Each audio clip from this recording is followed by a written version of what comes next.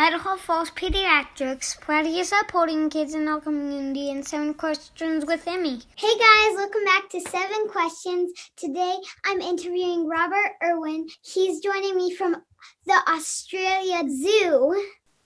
G'day, thank you so much for having me. It's an honour to get to talk to you. And yes, we're here at Australia Zoo at our Australia Zoo Wildlife Hospital, where we take care of all the injured animals that we find in our local area. You might know his dad, Steve, as the Crocodile Hunter, who sadly passed away in 2006. Now Robert is following in his steps. Thanks so much for talking with me, Robert. Absolutely. Thank you very much for having me. It's awesome. I've gotten to see a couple of your interviews before, and you're doing such an awesome job.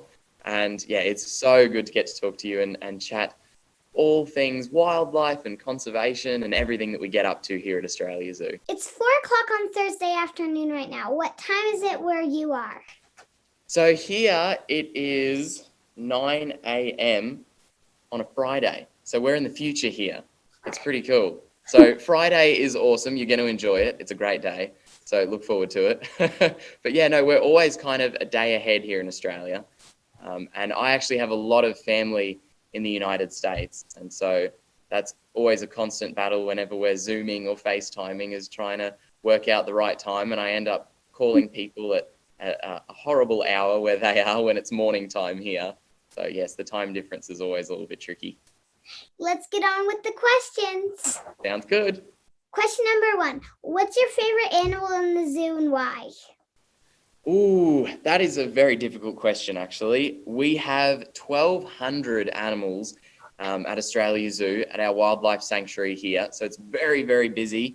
A lot of mouths to feed and take care of. And my favorite animal of all time would have to be crocodiles. I love crocodiles. I wish I could have brought one today to show you, but I don't think it would have fit here on this table in front of me, so it didn't quite work. But crocs are amazing. They are my dad's favorite animal as well. They are the most beautiful animals, incredibly powerful, and there's a lot more to them than meets the eye. You know, they're not just these big hungry predators. They're actually very intelligent. They're quite affectionate with one another, and they're really, really amazing animals in general. So I love them. It's like working with dinosaurs. It's pretty cool. I like crocodiles too. That's good. Thank you. Question number 2. Have you ever been bit by a crocodile or another animal? Was it scary?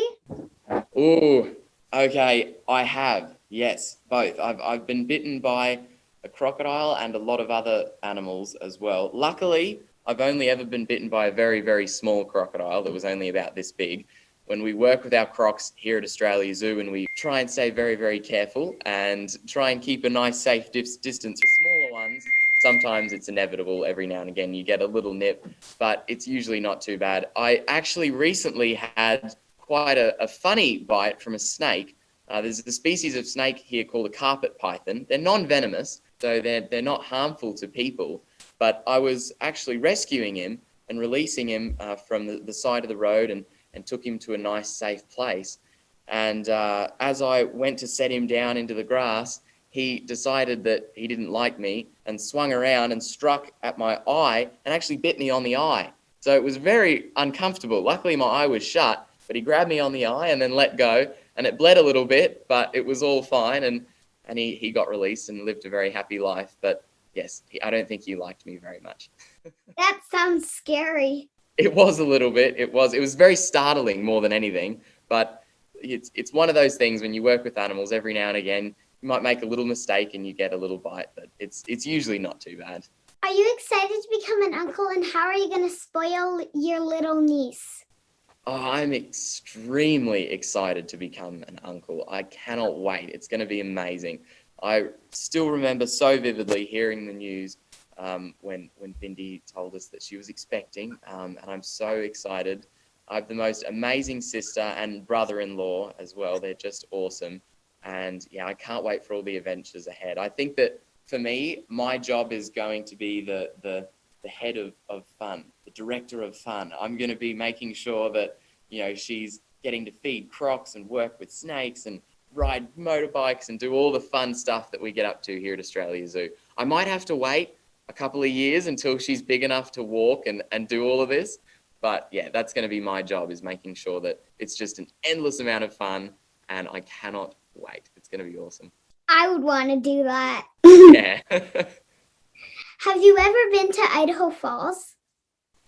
I personally have not been to Idaho Falls, but I would love to go. Hopefully one day when we get through all this crazy COVID stuff, I'd love to come and visit Idaho Falls. But, you know, my mum has actually visited there, and she was very young. She was 8 years old. She was 8 years old when she, sorry, excuse me. It's not COVID, I promise.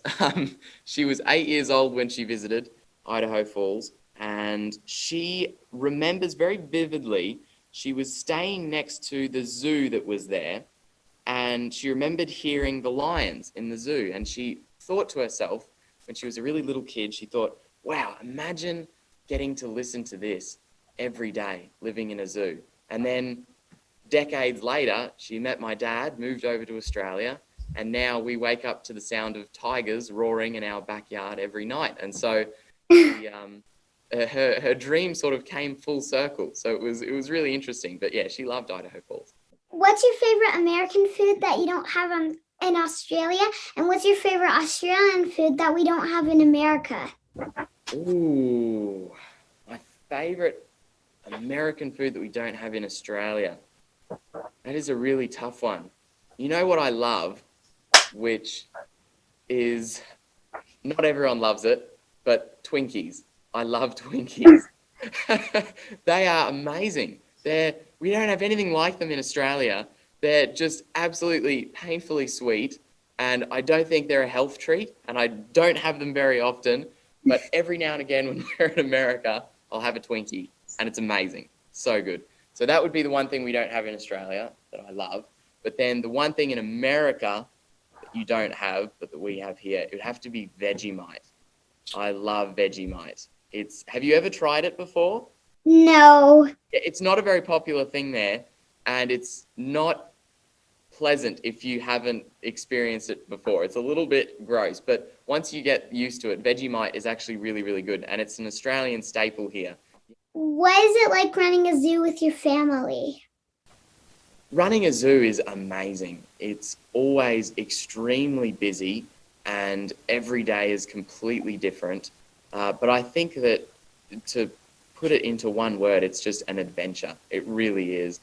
You know, it can be very, very tricky at times, but I think having my amazing family around me all the time, I'm constantly learning from them, and it's a really, really rewarding job, because it's not just the zoo itself, but we also have a wildlife hospital where I am now, where we've taken in over 100,000 sick and injured animals, rehabilitated them, gotten them well, and then released them back out into the wild. And then we also support a lot of different conservation projects all over the world. And before all of this crazy stuff happened, and we got to travel a bit more, I got to experience all of those conservation projects over the years. You know, in Africa, we've got projects in Sumatra helping tigers. So it's a very, very busy time. And Australia Zoo itself is kind of the center of all of this work. So it's, yeah, really busy, but really fun. Plus, getting to play with animals every day is pretty awesome. Yeah, that sounds really fun. What characteristics do you admire in your mom and sister, Bindi? Ooh, there's so many things that I admire about them. But I think I'd have to say just their bravery. They are two of the bravest people I know. They're just amazing. My mum and dad first started the zoo about 51 years ago now. Very, very long time ago. And she has just been amazing, making sure that all of this work that Dad started many years ago continues. And she's just led Australia Zoo through some of the tough times, you know, like we're going through now with the coronavirus and you know, keeping everything ticking over and keeping all that conservation work going. So I admire her so much for just stoically always leading the charge. It's just amazing. She's incredibly brave. And then my sister, to see her, she's always been older than me. She's 6 years older than me. And so I kind of feel like I'm constantly learning from my sister. And we've always had a really good relationship as, brother and sister. We're always having fun and teasing one another, but we've always just gotten along really, really well. And so, it's awesome to see her now kind of running Australia Zoo as well with my mum. And they are such a great team. And for me, being the youngest member of the Irwin family, until Bindi has her baby, I'm still the youngest. It's really inspiring for me to get to see them every day working hard and keeping all of this going. And hopefully, when I grow up, if I'm half as brave as my mum is and my sister, I would be incredibly happy with that. Now it's time for some bonus questions. Bonus questions. Oh, I'm excited. What is your favorite ice cream? Favorite ice cream? Oh, it'd be between two, chocolate or chocolate chip mint. The mint choc chip. Those are my two favorites. I'd probably lean towards mint choc chip. What about you? What's your favorite? I like cookie dough and mint chocolate chip too. Ooh, okay, yeah, that's good. Cookie dough is quite good. It's quite good. Yeah.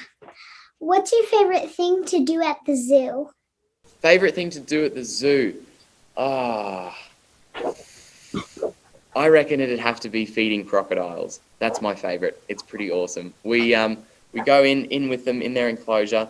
Each croc has their own kind of little billabong area, this little lake that they have, and we'll go in and feed them and let them strike out of the water and try and get us. And it's really good for them. It's great exercise, chasing us around, and it's also a lot of fun. It's great. What do you like to do with your family when you're not running the zoo?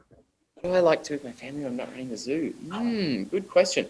Well, my brother-in-law and I are avid surfers, and so we do that quite a lot when we're not at Australia Zoo.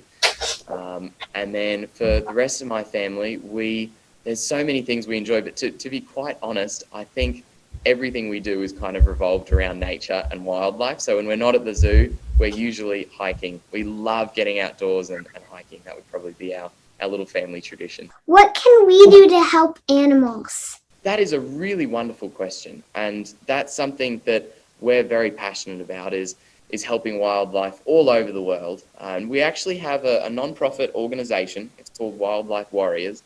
And there's a lot of things that you can do with that to actually get involved. We have a program called Visionary Wildlife Warriors, which is for young people who are passionate in getting involved with conservation. And we run worldwide all kinds of fundraising projects, raising awareness for conservation, everything from beach cleanups to plant a tree day and all these really fun things. So it's always great to get involved with that. You can check out our organization there, which is pretty awesome. But also just, I think that in your own backyard, I'm really passionate in encouraging young people to really just do your part. And I think that the most important thing is starting a conversation about conservation and talking with your friends and peers about what conservation means to you, about all the problems that are facing the world and facing our wildlife, and talking about solutions, and also taking action as well, whether that's maybe cleaning up the rubbish in your local park or working to conserve water, maybe do more recycling or composting if you can. All these little things can really add up and makes a really big difference for our planet and for our wildlife as well. If you could talk to your dad right now, what would you ask or tell him? I think if I could talk to Dad now, I think I'd just thank him. He really started all of this and set everything that we do in motion. He, a long, long time ago, younger than me now, he actually first developed a passion for wildlife. And Australia Zoo, it's now on about 600 or 700 acres of land now, but it started at 4 acres. It was this tiny little wildlife park where he and his family would rescue little animals and give them a great life in this tiny little zoo, and people would come and visit. And then as he grew up, he wanted to make it bigger and better.